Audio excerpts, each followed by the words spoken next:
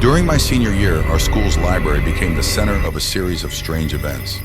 It started with minor things, books disappearing and reappearing in different places, lights flickering, and cold drafts that seemed to come from nowhere. Most of us dismissed it as pranks or the building's age showing. But then one night we discovered the library's dark secret. Our school had a tradition where seniors could stay overnight in the library to study for finals. My friends and I decided to take advantage of this, hoping to get some serious studying done. As the night wore on, the library emptied out until only a few of us were left. We decided to explore the restricted section, which was off limits to students. It was said to contain rare and old books, some dating back to the school's founding. We picked the lock and entered the restricted section. The air was thick with dust, and the shelves were filled with ancient tomes.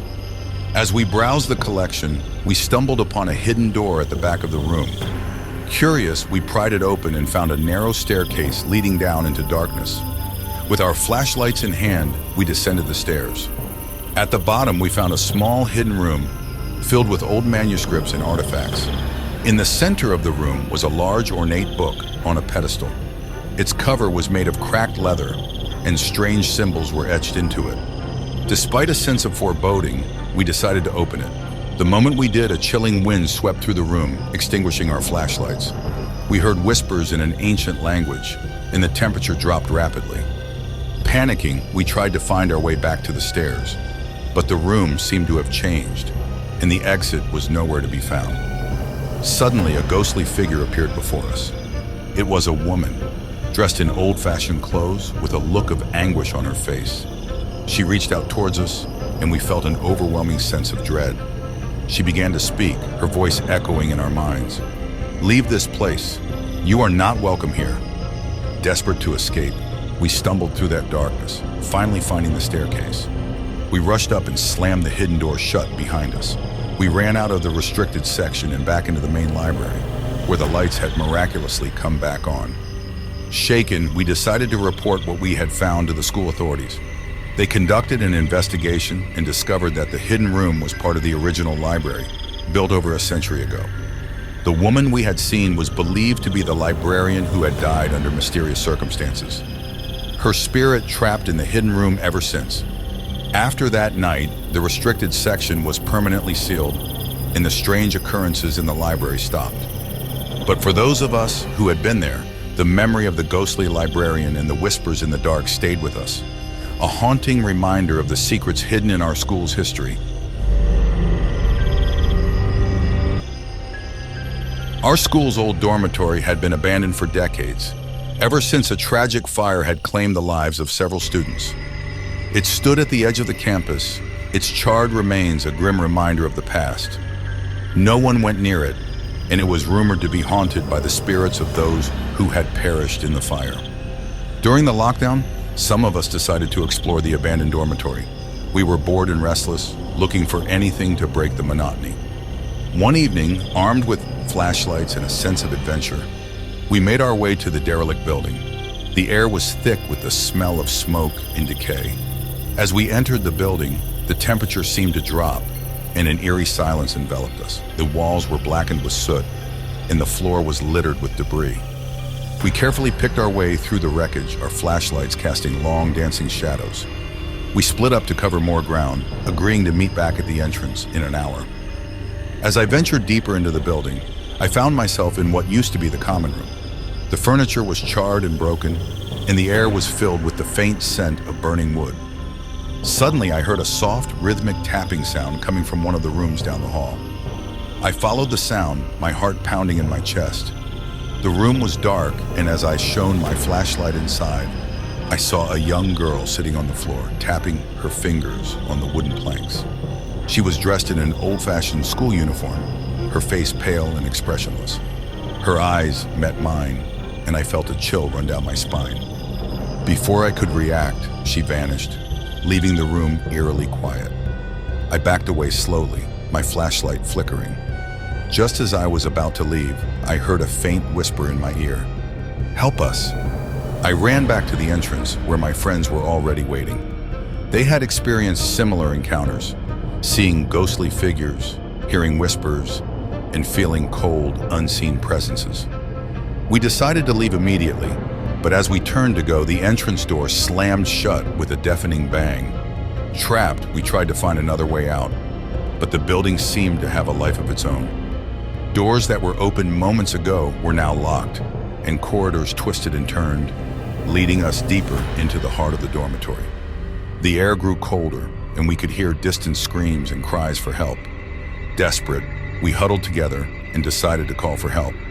But our phones had no signal, and the building's thick walls seemed to block all communication.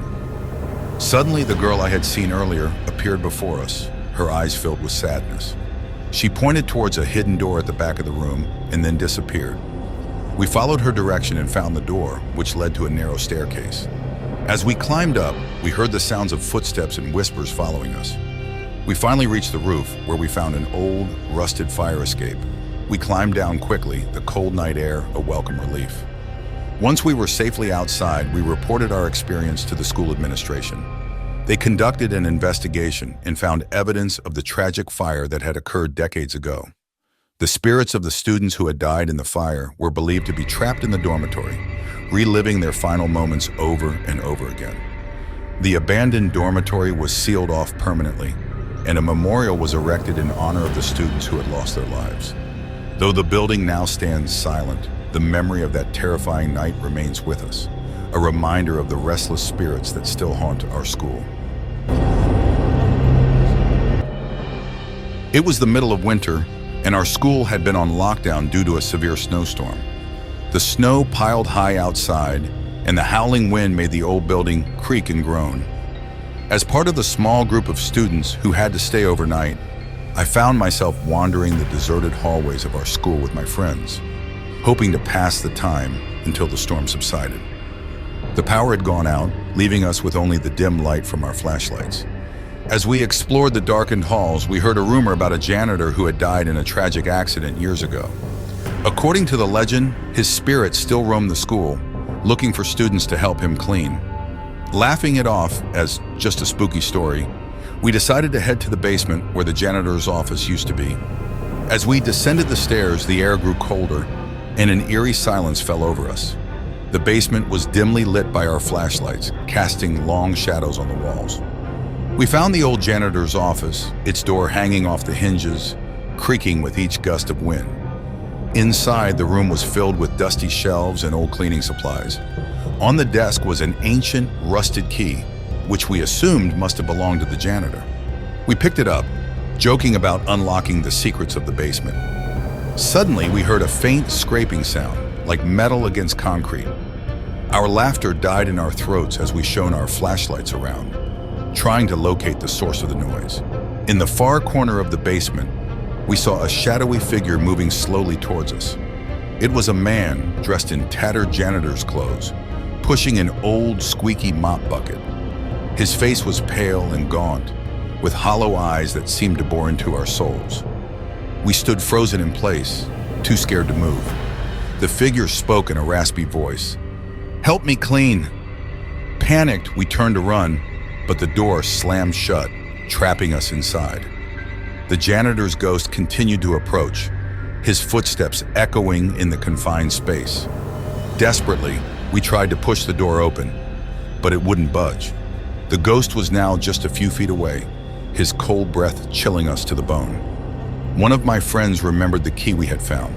With trembling hands, he inserted it into the lock and turned it. The door creaked open, and we bolted out, sprinting up the stairs.